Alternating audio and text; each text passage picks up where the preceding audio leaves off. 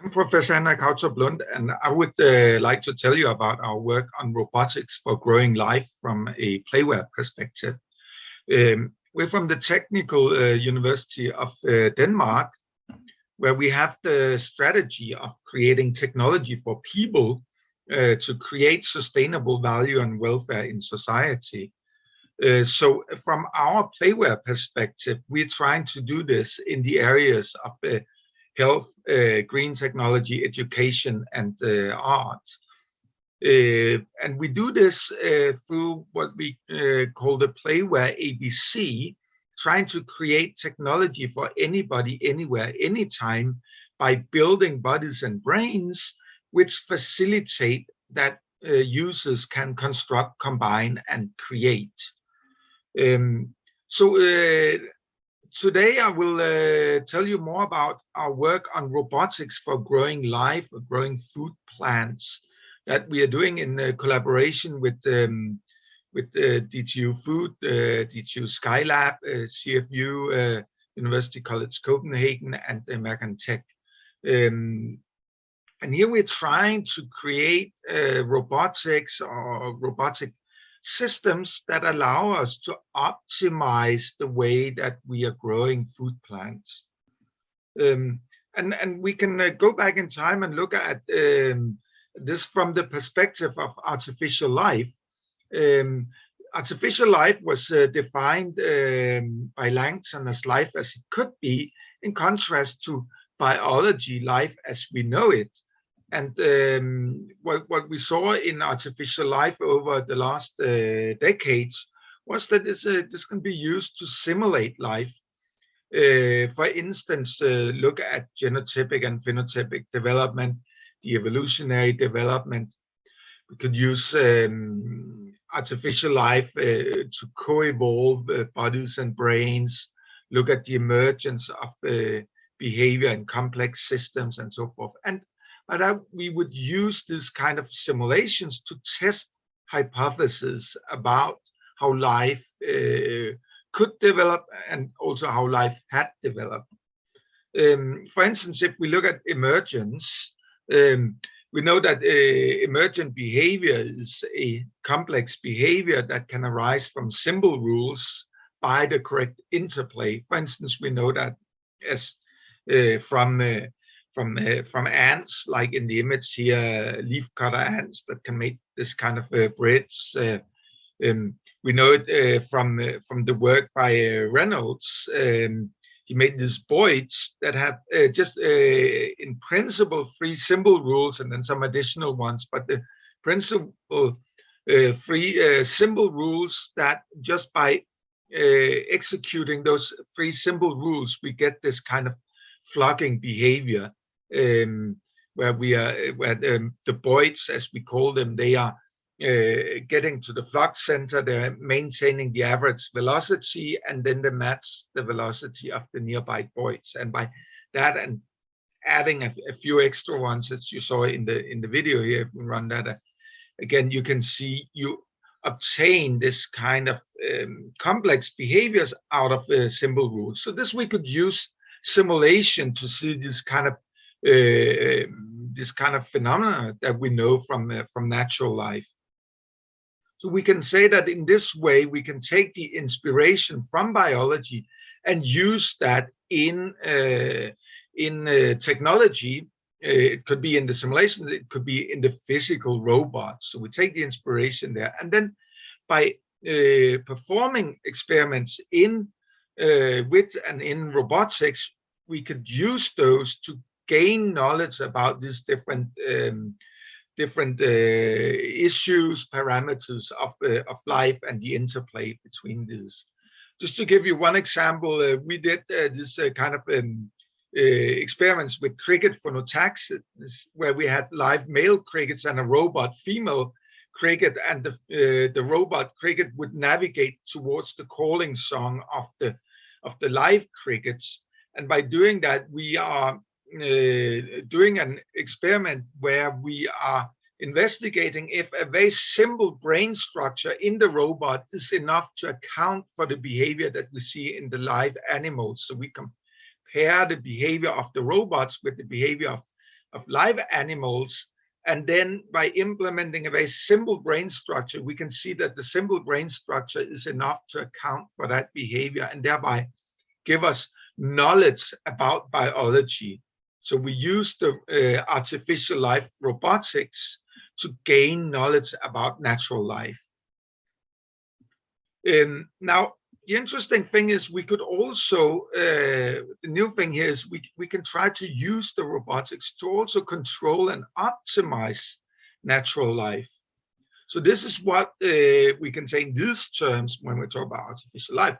What we are doing with the GrowBot, which is a robotic system for growing food, which is, as you see on the image, this kind of say tabletop size indoor robotic greenhouse for growing food plants.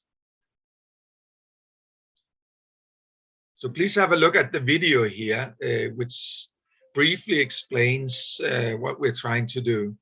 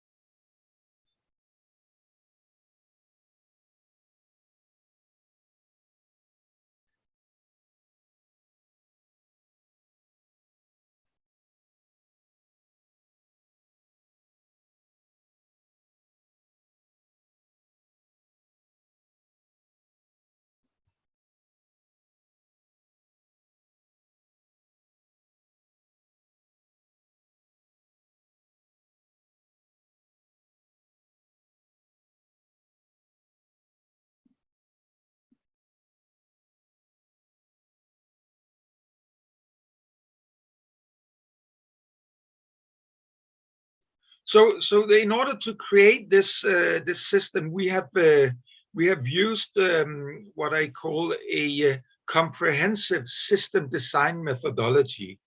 So in this methodology, we are trying to push for developing systems that are also deployed in society. So we are not only looking at creating the technological system, but we are also concerned about how can we ensure that such a system will actually be used by the end users. How can we ensure that it is being deployed widely in society so that our developments actually have an effect out in society? Since we're trying to develop technology for people, we also concerned about the technology being adopted for good use by people. So here we're looking, you can see from the bottom, both of on the hardware development, the control software, the user interface, and also going further up to look at the application and the domain adoption and put in the work effort to create this to have an impact. And when we are developing and evaluating these steps, we need to do that with different perspectives. If we take the lower levels, obviously we do this from a more, you can say, a more positivistic entrance level, where we are using methodologies and tests known from natural science and engineering. Whereas if we go on the more top part, it becomes more tools that we know from humanities and social sciences that allow us to evaluate this part of the development. So on the higher levels, we try to identify, develop, and verify domain issues that lead to the adoption in society. So that means, for instance, that we also focus on food growth, educational applications, the general school practice, so as to ensure that it can be used in the schools.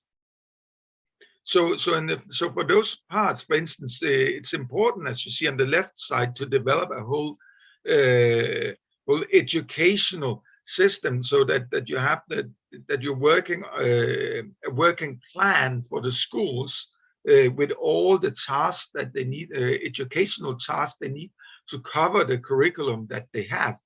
So we need to create that as part of the development of such a GrowBot. We need to develop different themes that they can go in and address. We need to develop a suitable kind of programming language, or at least the programming interface that allows any student to be able to easily program and instruct the GrowBots. We need to have interface where they can monitor what's going on and so forth. And then the learning from our Playware methodology, we can say, is partly on the lower levels. We know that from a lot of experience that we need the lower levels to be simple, robust, and repeatable. And as I put here, the quote from Leonardo da Vinci, who says that simplicity is the ultimate sophistication. So for instance, when we create in the past other things, like when we worked on the Lego Mindstorms robot for play and education, the spin-off by my assistants on universal robots for industrial production, spin-off by other assistants on the Fable robots for education and home, the music tiles for music production and live performances, the motor tiles for the hospitals and senior care rehabilitation. From these examples, we know that it is crucial that when you are developing such a system that you would like to further employ in society, it is important that the lower levels need to be simple, robust, and repeatable. So as we know from these examples here, as you have them on the images here, the Lego Mindstorms, the music cubes with Peter Gabriel that we made for his live performances. Of course, it's important that they are simple and robust when you're in front every evening in front of 20,000 people in the audience. When Esben Østergaard, as you see on the image here, my PhD student and assistant, when he started to create the universal robots, of course, again, bringing down the complexity level to make it easy and simple for anybody to instruct without no programming experience needed. The same goes for the Fable robots underneath, and the motor tiles that are simple to put together and to activate different physical activities for seniors around the globe, for patients in hospitals, whether they are in Tokyo or in Dar es Salaam in Tanzania. It needs to be very simple to operate for anybody, anywhere, anytime. So we have learned that from the Playware methodology that the lower levels should be created like this, and we bring that into the development of the GrowBot by saying that we have learned that we need to create this so there's no or very low entrance barrier that it's possible to be set up anywhere from the A in the Playware ABC, anybody, anytime. We need to create robust hardware and provide a flexibility in the hardware and software so that it becomes it becomes easy to construct, combine, and create, meaning here that there are components that allow teachers and students to create their own solutions with the GrowBots that we're creating in this instance here.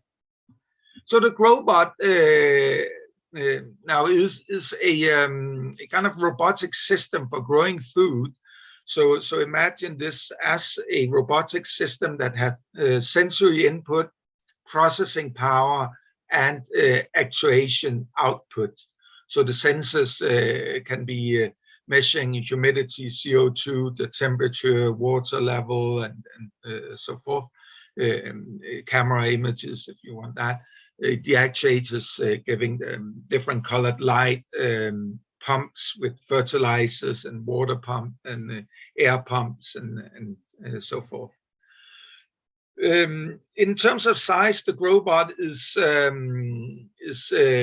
450 times 450 times 600 millimeters, 600 in the height, whereas the last 150 millimeters at the top part contains the electronics, which is based on 3 boards, a main board, a LED board, and a microbit board. As you can see, part of it on the image here.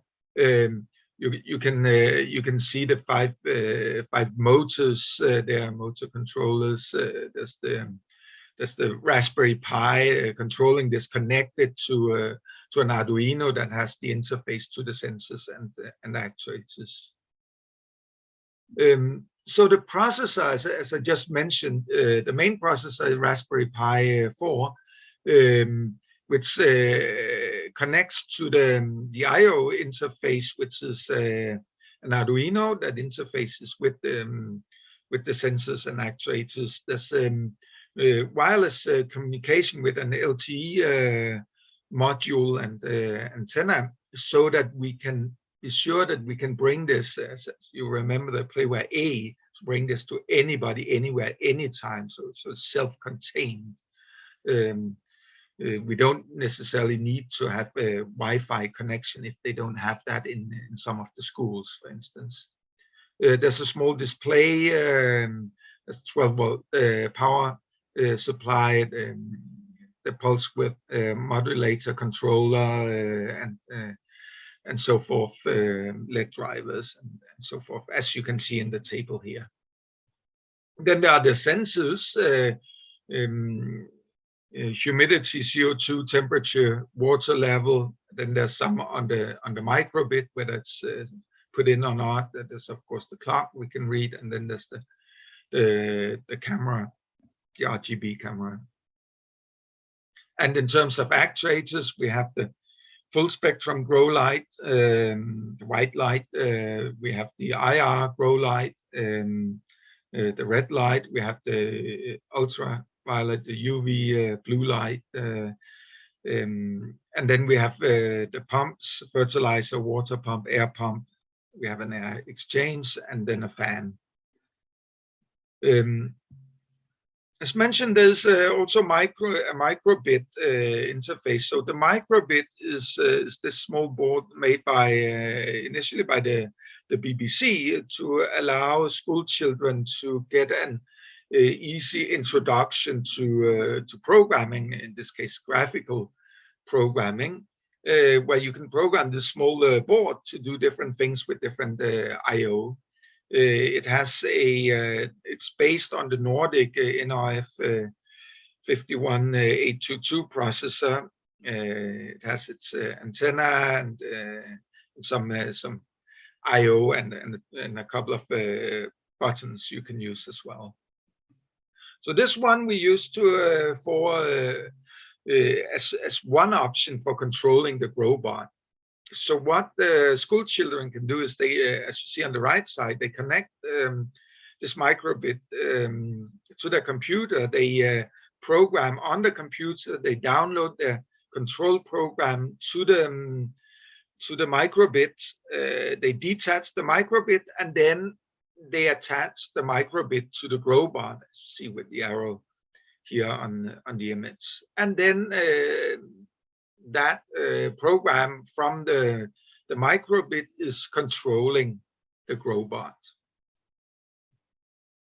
Another way of controlling the GrowBot is directly through there's a 5-inch touch display on the GrowBot. So on this touch display, you can type in an easy manner, select and type in some rules for making your program for how this is it's going to control the light and the pumps and so forth. And there's a further option is that you do it through a web server interface. So in general, the Growbot Control can be looked at like this. So you see on the bottom that the sensors and actuators are connected to the Arduino, and also there's a slot connector for the microbit to the Arduino.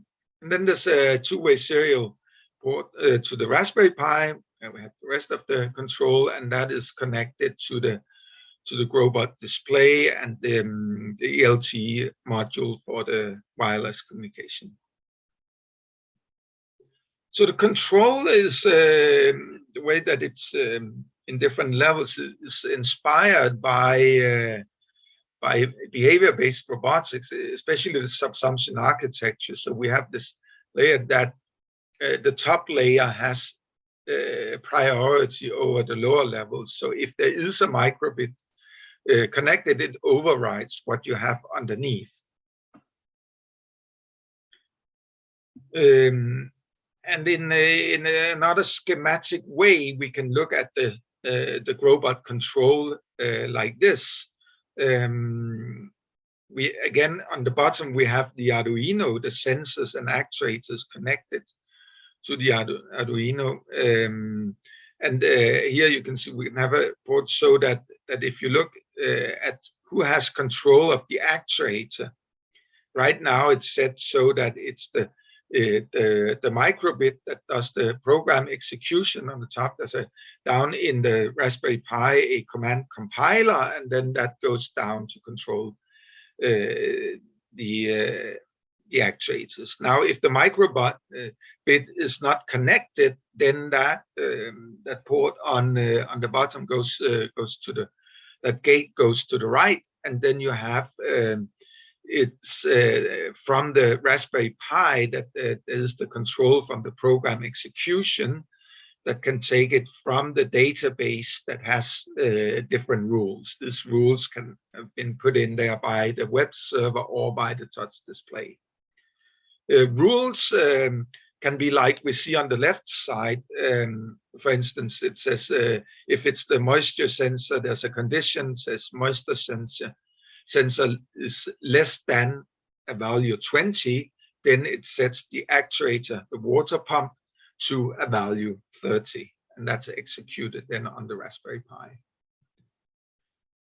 So, so the user interface, if for instance the control is on the microbit, then on the computer, the school children can work with this in MakeCode.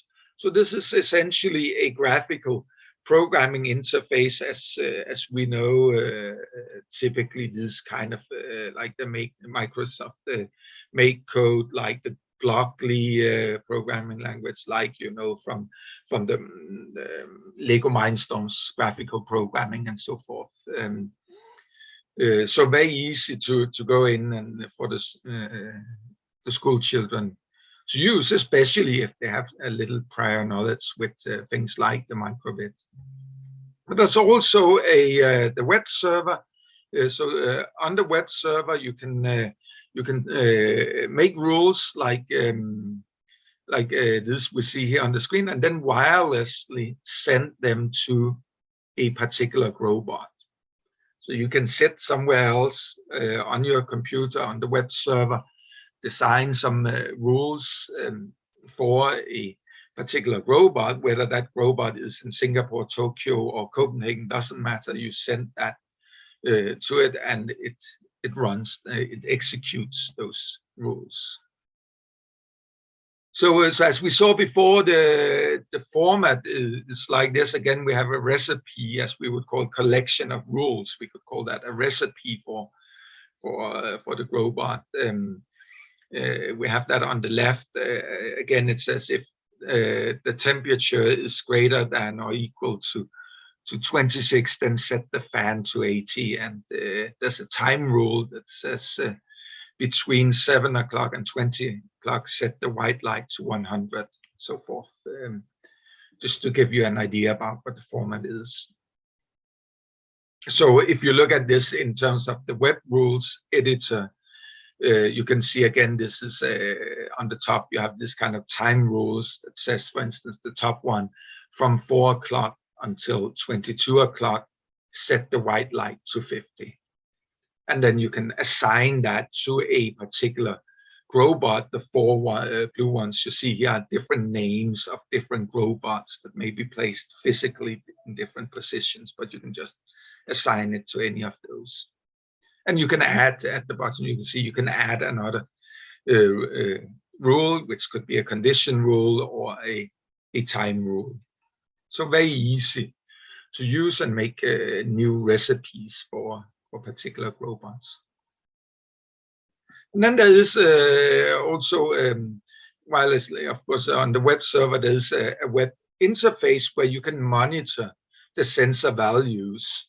So as you see on the right side, an image of that from a particular GrowBot over a period of time. You see the temperature, the humidity, the water level, and the CO2 in those four graphs. And for instance, you can see here it turns off the light at a certain time during the day, and the temperature goes lower. And in parallel with that, you can observe how the humidity in the second graph rises at that point during the night when light is turned off in this particular GrowBot.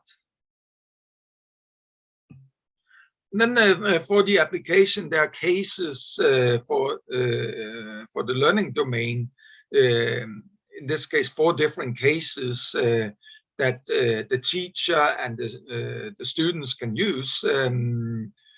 For instance, the first one, it's in Danish, yes, but the first one says, grow your green and become an urban farmer. And then you can go into that, and under that theme, that case, you get a lot of learning under that particular theme, which may provide you with the different learning tasks.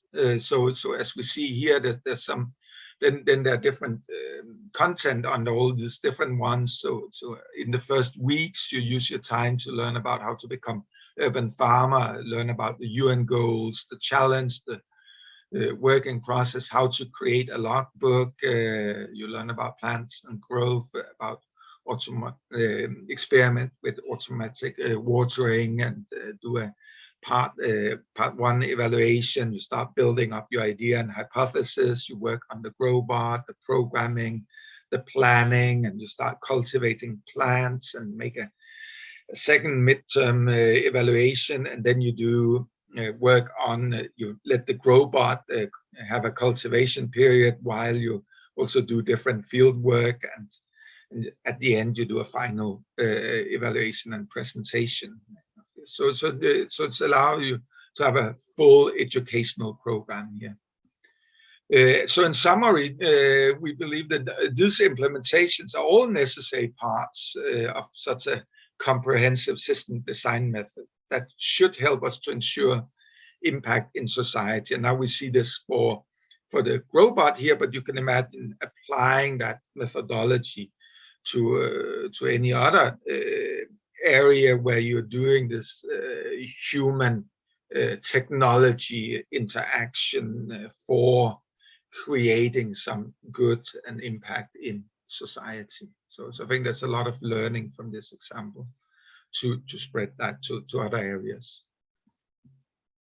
So for the particular GrowBot, we initially made a number of small micro experiments, for instance, just to see that we can control environmental parameters inside the grow chamber. So here we just have an example where we have set the light to different levels. So we can see that it's set to white light at around 3:30 o'clock, and then we can see how the temperature rises to let's say around 31 degrees, stays there for a couple of hours until we turn on a light mixture of white, blue, and red, and then it rises up to about 35 degrees, and then we turn off the lights, and it after at 18:30, and then it drops down the temperature again. But just show you how we can make, of course, this is one example. You can imagine hundreds of different small experiments like this you can do yourself or as a school pupil, of course. In order to look at how the GrowBot perform and that it performs well, we made a number of measurements using a PAR meter. This is PAR is a photosynthetically active radiation. So we measure the spectrum in which plant growth is happening. So it's within the bandwidth of 400 nanometers to 700 nanometers. So this PAR meter measures that bandwidth, and it measures this in micromole per square meter per second. So it takes, let's say, a point inside the grow chamber, and we look at how much of the photosynthetically active radiation is hitting that point, to know that we have enough to create the optimal for growing the food plants. So if we see we are measuring this with on the left side, you can see we have different light settings: white light, blue light, red light, white, blue, red, white, blue, white, red, red, blue. And then we have 4 different positions inside the grow chamber, in the top left corner, top right, lower right, and in the center, just to show some of those here. We made more measurements, but I just show you some here. And in this case, it's 0 centimeters height, meaning all on the bottom of the grow chamber. And then we can see how much is hitting these points. That, for instance, with the white, we get in the center between 764 to 785, and we should have around at least 500 or so to have good growth conditions. So that works fine here. Having done that, we made an experiment with a number of these GrowBots, 9 GrowBots, where we set 3 of them to use red light, 3 of them blue light, and 3 other ones with blue light combined with nutritions. They were lighting up in a light cycle, a daylight cycle of 18 hours on and then 6 hours during night off. Set 3 of them with the red light, 730 nanometers, 3 of them with blue light, 438 nanometers, and 3 of them with blue light and nutrients. We grew basil, parsley, green lettuce, and red lettuce in this, and there were no germination period before the experiment. So they were just planted. The seeds were planted directly in the small cups where we have them cups with the rock wool around them, and then we started the experiment. So that means even here, if you look at the images, it takes a little while until you start seeing things in the chronological order on the left side there on the images. These are photos from the camera mounted inside one of the GrowBots, where you can see the growth of a basil plant. And actually, the images are only from the last 35 days. So the first 8 days there were not much to see because the seeds were still inside the rock wool, not growing up yet.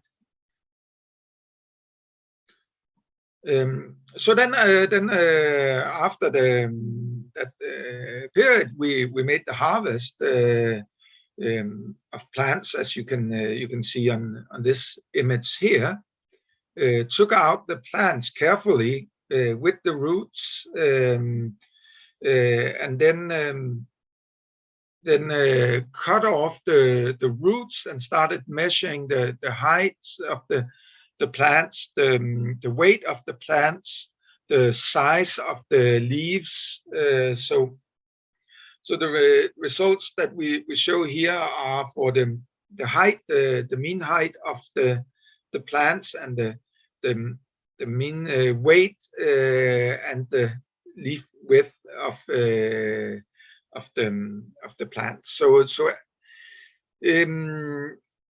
in the table, you can see the result for those experiments with GrowBots using the blue lights set to the blue light, and those with the light set to using the red light.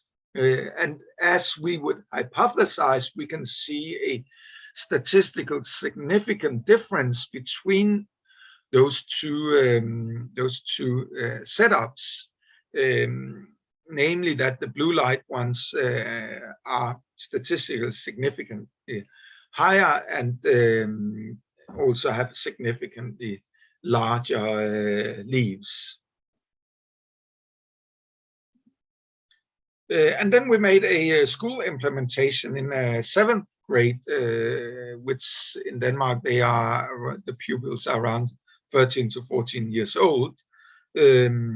Where they're using this, and we will be sending more GrowBots out in the GrowBot Universe project in 2022 to around 530 school children, having done the first pilot already with the 7th graders, where they were going through this whole educational task and program, which again is part of the comprehensive system design, where we have all these components so that it's ready for the schools to easily use this in their curriculum for which can actually cover many different subjects for them. So just to add on that, now I just want briefly to tell you about a couple of experiments we can imagine doing with the GrowBots, but also for more advanced studies.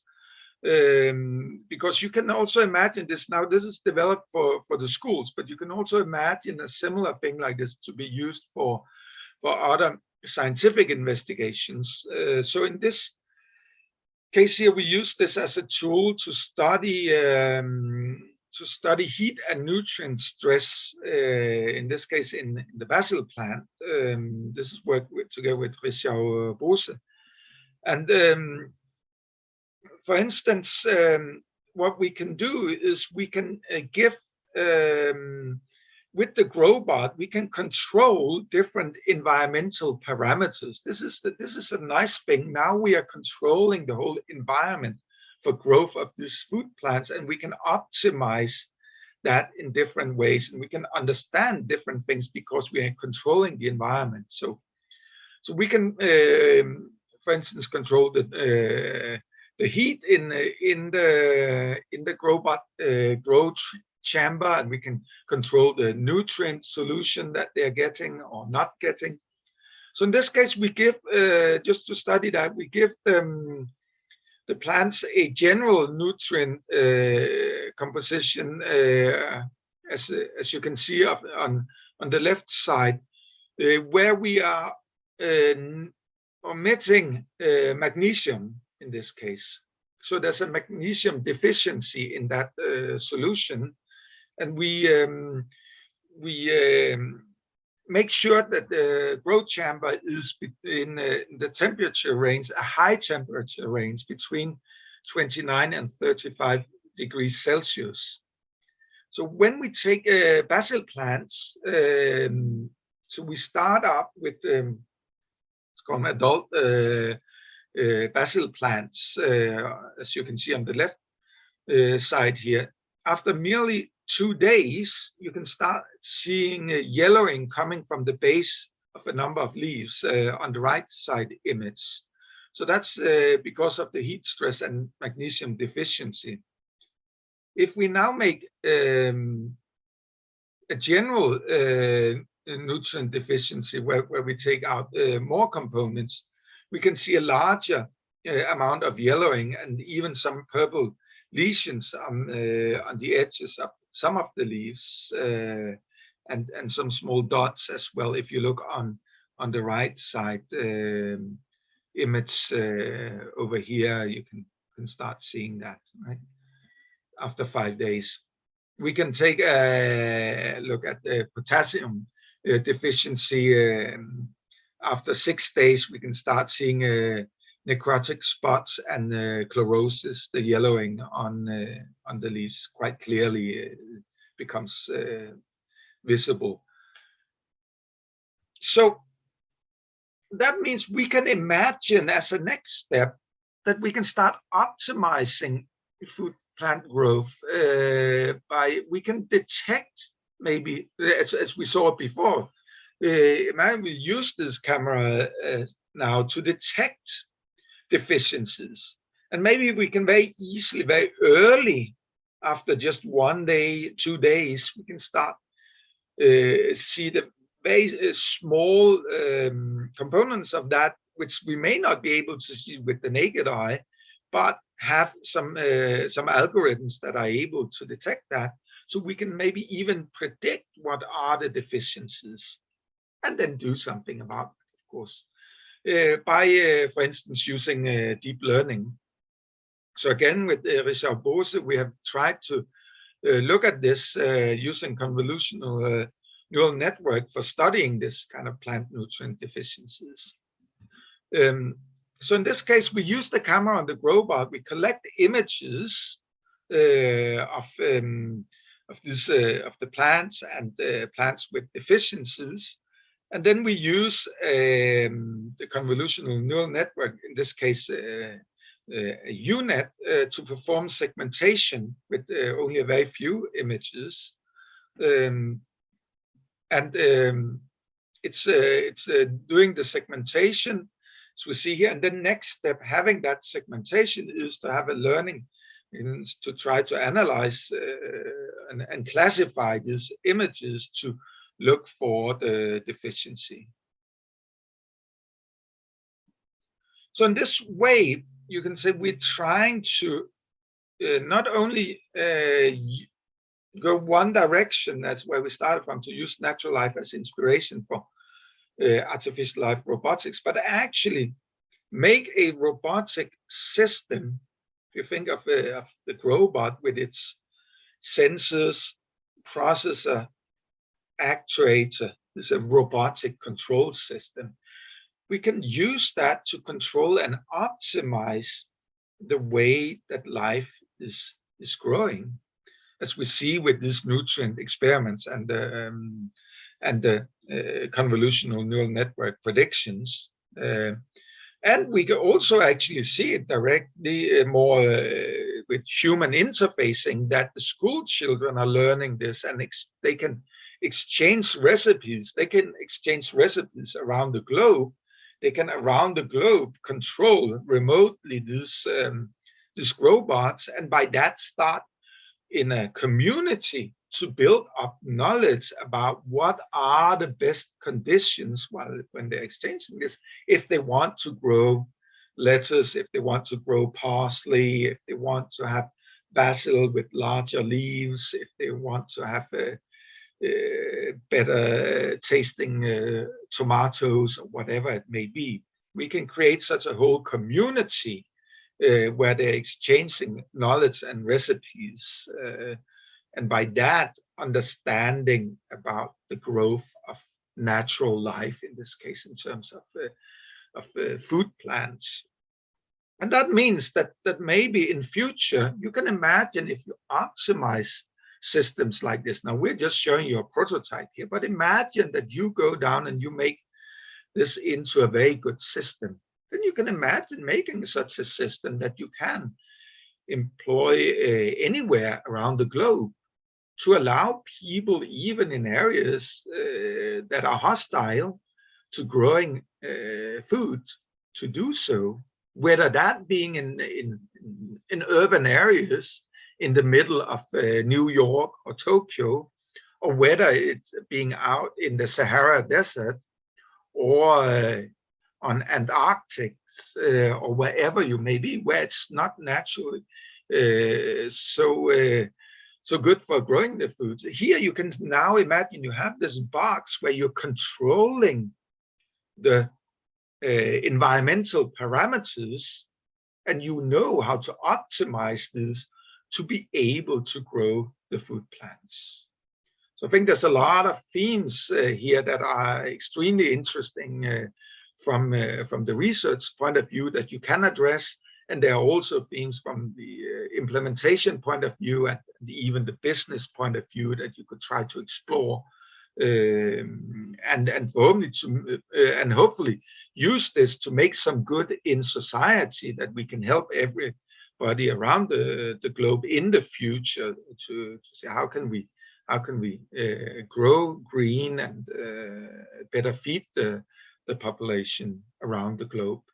And then we have, as is shown here, tried to address this with the methodology of the Playware ABC, trying to create exactly this kind of technology for anybody, anywhere, anytime, by building bodies and brains, hardware and software, that facilitate that users anywhere can construct, combine, and create. And we did that with this comprehensive system design method, so that we can hopefully deploy this and do some good in society for people around the globe, and allow you to build on this as well. So with this, I would like to thank you very much for seeing and listening in here. And if you're more interested, please also go and visit us at the website growbot.dk, where you can find more information on the GrowBot, and hopefully you can help us in this endeavor to do some good in the global society. So thank you very much for listening here.